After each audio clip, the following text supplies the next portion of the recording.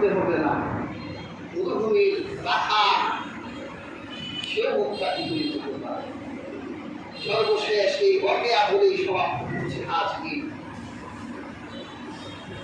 হযরত উমরের সন্তান আব্দুল্লাহ বিন উমর রাদিয়াল্লাহু তাআলা আনহু তিনি একবার মরুভূমির এক সফরে বের হয়েছেন। সাথে পানি ছিল না, উত্তপ্ত রোদের প্রখরতা তাকে ক্লান্ত করে তুলল। এক ঢোক পানি গিলবার আশায় মরুভূমির চারদিকে তাকাচ্ছে যে কোনো রাখাল পাওয়া যায় কিনা, কারণ রাখালরা দুম্বা গরু ছাগল উট নিয়ে মরুভূমিতে খালি হাতে আসে না, পানি খাবার নিয়েই আসে। তিনি খুঁজতে খুঁজতে এক পাহাড়ের ছায়াতে এক রাখালকে দেখলেন যে কাঁধের নিচে হাত রেখে ঘুমিয়ে আছে। হযরত আব্দুল্লাহ বিন উমর সেই রাখালকে সালাম দিলেন।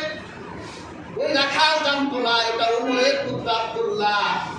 ওই রাখাল উমরের সন্তানকে চিনত না। যখন ওই রাখাল সালামের আওয়াজ পেলেন, জবাব দিয়ে বসলেন, কে আপনি? আমি একজন মরুভূমির মুসাফির। কেন এসেছেন? আমি সফরে বের হয়েছিলাম, কিন্তু সাথে আমার পানি নেই, পানির পিপাসায় বুকটা ফেটে যাচ্ছে। তুমি তো রাখাল, তোমার কাছে তো পানি আছে, তুমি আমাকে এক ঢোক পানি খেতে দাও।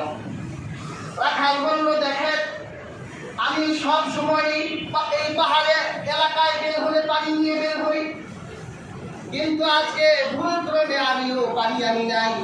এই জন্য ছাগল দুম্বা উটের সাথে রোদে দাঁড়িয়ে থাকি নাই, মরুভূমি ছায়ার ভিতর ঘুমিয়ে আছি যাতে তৃষ্ণা না লাগে। হযরত আব্দুল্লাহ বিন উমর বলল, ঠিক আছে, কোনো মেহমানকে তো সম্মান করতে হয়, তাহলে তুমি তোমার এই যে ছাগল থেকে একটা বকরি থেকে কিছু দুধ দহন করে আমাকে খাওয়াও, আমি তো তোমার মেহমান। তখন মুসাফির বলল, শুনে আমি একজনের গোলাম, আমার গরিব আমাকে এই দুম্বা ছাগলগুলো আমানত দিয়েছে, এখানে এক পেয়ালা দুধ আপনাকে তো দুধের কথা আমি নিজেও খেতে পারবো না, কারণ এটা আমানত। আব্দুল্লাহ বিন উমর অবাক হয়ে গেলেন, মরুভূমির রাখালের ভিতরে এত বড় আমানতদারিতা, তবে তাকে পরীক্ষা করা দরকার। এক পেয়ালা দুধে বিক্রি হয় না, দুই পেয়ালা অফার করি। দেখেন অনেক এসপি সাহেবরা আসলে ভাষণ দেয়, আমি টাকায় বিক্রি হই না, টাকা দিয়ে কেনা যায় না আমাকে। বড় এক নেতা বলল কানের সামনে মুখ নিয়ে, স্যার আপনি কত টাকা পর্যন্ত বিক্রি করেন না? ওমর চিন্তা করলো, আব্দুল্লাহ বিন উমর চিন্তা করলো, এক পেয়ালায় বিক্রি হয় না, অফারটা একটু বাড়াই।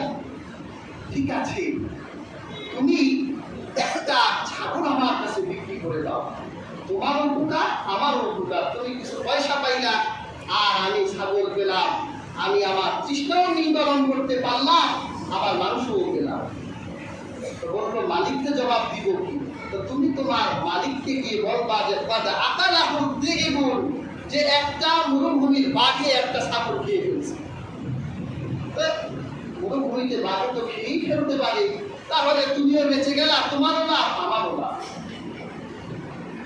মরুভূমির সেই রাখাল আব্দুল্লাহ বিন উমরকে বলল যে আব্দুল্লাহ বিন উমরকে বলল যে আল্লাহ বান্দা, তুমি আর আমি এই মরুভূমির ভিতরে চুক্তি করলাম, আমার মালিক জানলো না, তুমি আর মালিক টের পেল না, কিন্তু আল্লাহ কোথায় আছে? আল্লাহ কি এখানে নাই? যদি আল্লাহ এখানে না থাকে চুক্তি করব, আর যদি আল্লাহ এখানে বিদ্যমান থাকে তাহলে তোমার সাথে অন্যায় চুক্তি করব না।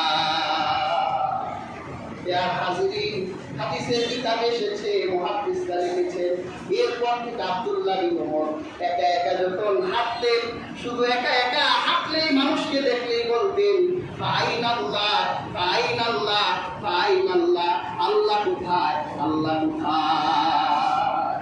তুমি যদি তোমার জীবনের চলার পথে সব জায়গায় আল্লাহর উপস্থিতি কামনা করো, যে আমার আল্লাহ হাজির নাজির, তোমার নিজের অজান্তে তুমি মুত্তাকি হয়ে যাবে, তুমি চিন্তাও করতে পারবা না।